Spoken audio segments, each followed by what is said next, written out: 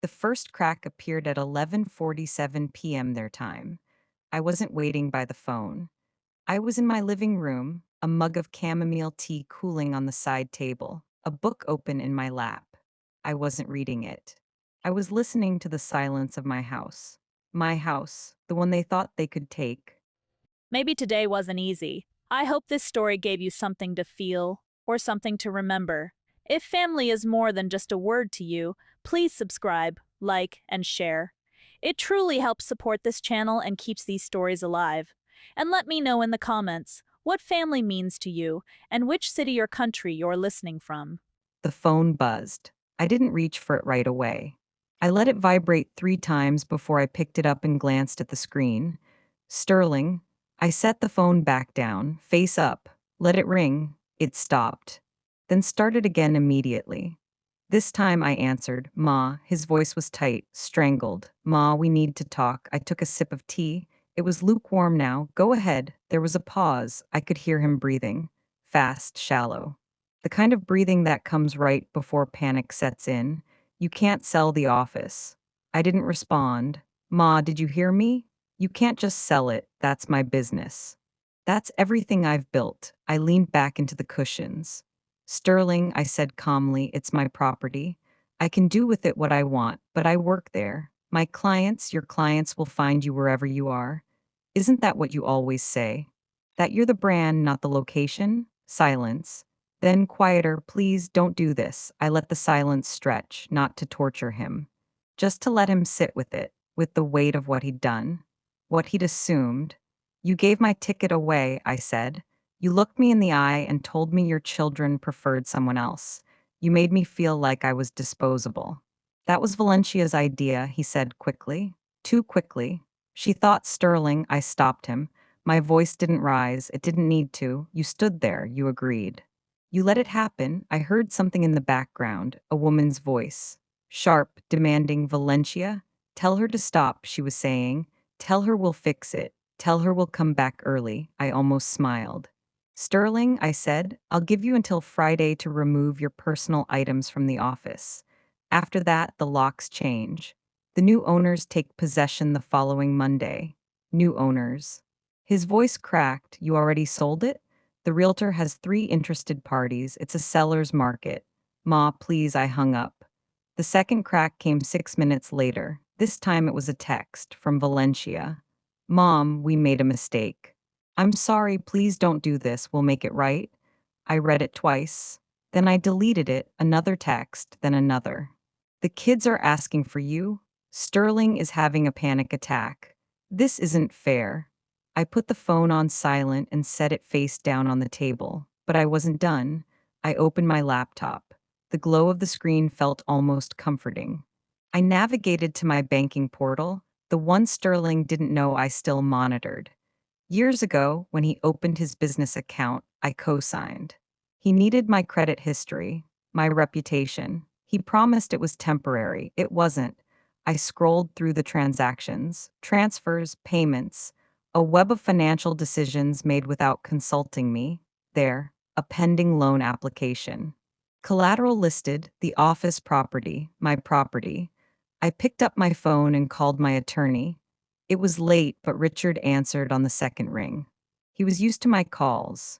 Richard, I need you to notify the bank that the property listed as collateral on Sterling Vaughn's loan application is being sold, effective immediately. There was a pause. Then, Eulalia, that will trigger a clause. They'll demand early repayment. I know he'll default. I know, Richard exhaled slowly. Understood. I'll send the notice first thing in the morning. Thank you. I hung up and closed the laptop. The third crack came the next morning. I woke to 17 missed calls, 4 voicemails, a dozen texts. I made coffee first. Then I sat down and listened. The first voicemail was Sterling, incoherent. Pleading, the second was Valencia. No more politeness. No more mom. Just anger. You're destroying us, you know that? You're ruining your own son's life. What kind of mother does that? I deleted it. The third was Odessa. Her voice was different now. Not loud, not brash, calculated. Miss Eulalia, let's talk. Woman to woman, you don't want to do this. Family is family. We can work something out. I almost laughed. The fourth voicemail was Sterling again, crying now. Ma, the bank called. They want the loan paid back in full. I don't have it. I don't have $35,000 just sitting around. If I default, I'm done. My credit is destroyed. Please, please, Ma, I'll do anything. I set the phone down. I wasn't angry. I wasn't even hurt anymore. I was calm.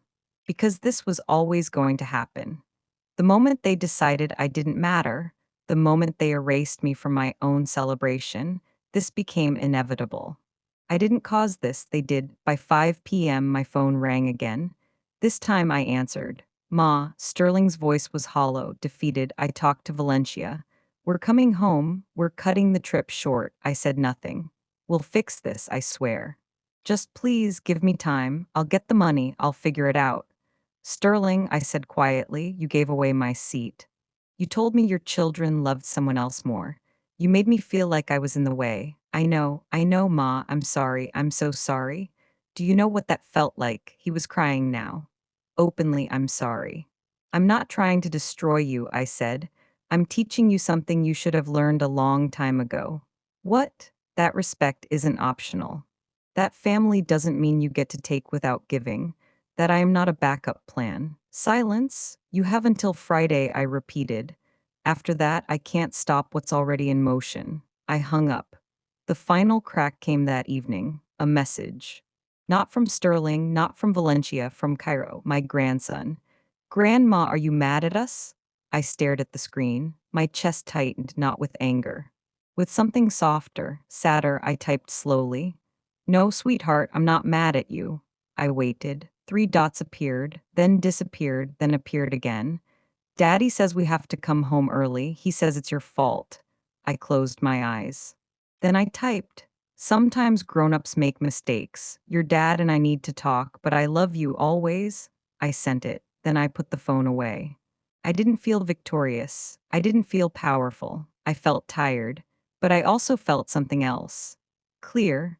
The fog that had been hovering over me since the airport, since the moment Valencia handed over that passport, was gone now. I knew exactly who I was, and I knew exactly what I was worth. They would come home, they would scramble, they would beg, but the lesson was already learned, not by them. By me, I had spent years being quiet, being accommodating, being the one who bent so others could stand tall. Not anymore. I stood up, walked to the window, and looked out at the street. The evening light was soft, golden. Somewhere, thousands of miles away, my son was realizing what it felt like to lose everything. Not because I was cruel, but because I finally stopped pretending that silence was the same as peace.